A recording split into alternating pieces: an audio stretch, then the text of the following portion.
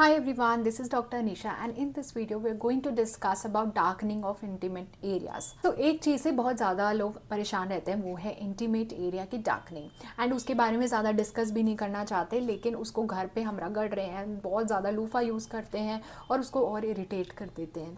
सो मैं आपकी इस वीडियो के साथ थोड़ी हेल्प करूँगी कि आपको क्या करना चाहिए, क्या नहीं करना चाहिए, क्या यूज़ करना चाहिए।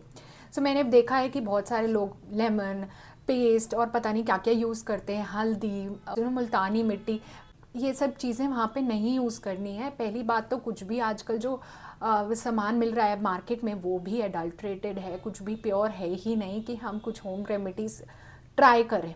बहुत सारी होम रेमेडीज़ हमें सिर्फ हार्म ही करती हैं और private part is very sensitive area, तो वहाँ पे हमें होम रेमेडीज़ का रिस्क नहीं लेना है। सबसे पहले ये समझते हैं कि प्राइवेट पार्ट्स डार्क क्यों होते हैं। सबसे पहला रीज़न है हॉर्मोन्स। सो फीमेल में कुछ ऐसे हॉर्मोन्स होते हैं जो कि प्राइवेट एरियाज़ को, अंडर आर्म, बिकिनी एरिया, उसको डार्कर कर देते हैं ड्यू टू हॉर्मोन्स।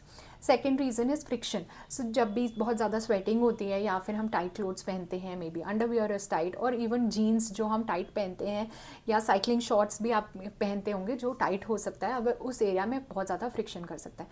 फ्रिक्शन करने की वजह से बॉडी रिस्पॉन्स में मेलेनिन भेजती है वहाँ पे और वहाँ पे और ज़्यादा डार्कनिंग होगी। थर्ड इज़ हम बहुत सारी ऐसी क्रीम्स यूज़ करने लग गए हैं। मेरे पेशेंट्स भी आजकल मुझे आके बताते हैं पीएच बैलेंस की क्रीम या ऐसा वैक्सिंग हम बहुत ज़्यादा कराते हैं इस एरिया पे, या फिर हेयर रिमूवल क्रीम्स यूज़ करते हैं, तो वो भी डार्कनिंग कॉज कर सकती हैं।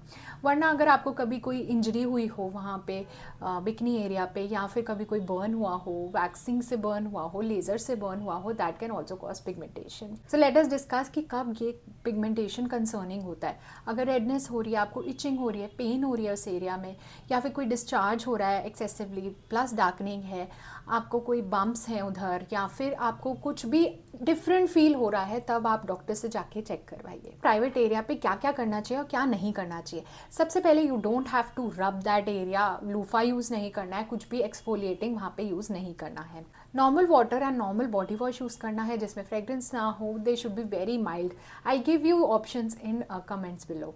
पीएच बैलेंसिंग क्रीम और ये सब चीज़ों की हमें ज़रूरत नहीं होती है। हेयर रिमूवल क्रीम्स यूज़ नहीं करनी है। हमारा जो प्राइवेट पार्ट होता है उसके पास खुद के अंदर शक्ति है, खुद के अंदर it can actually balance its own pH on its own. तो आपको बाहर से कुछ भी बैलेंस करने के लिए कुछ यूज़ नहीं करना है। ध्यान रखिए कि बहुत ज़्यादा फ्रिक्शन क्रिएट नहीं करनी है, बहुत ज़्यादा शेविंग नहीं करनी है कंटिन्यूसली। थोड़ा ब्रेक दे के आप कर सकते हो, like once in 2 weeks, but don't do it like daily. It will cause a lot of damage to your superficial skin and causing a lot of pigmentation. Tight clothes नहीं पहनना है, cotton की underwear choose करना है, stable clothes पहनने हैं, and as much as possible friction को avoid करना है। Other reason can also be weight. अगर आप वेट अपना रिड्यूस करते हो तो भी आपको बहुत ज़्यादा हेल्प मिल सकती है, क्योंकि जब वेट ज़्यादा होता है तो एक तो हमारे को कैंथोसिस होने के चांसेस रहते हैं, हार्मोनल डिस्टर्प्शन होने के चांसेस रहते हैं।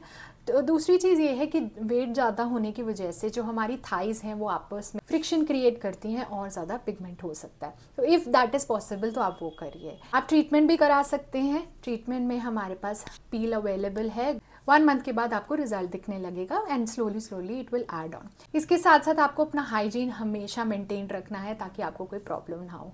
और अगर आप ट्रीटमेंट में इंटरेस्टेड हैं सो आप इस नंबर पे कांटेक्ट कर सकते हैं एंड कमेंट्स में लिख सकते हैं अगर आपको और कोई भी क्वेश्चन है इस बारे में।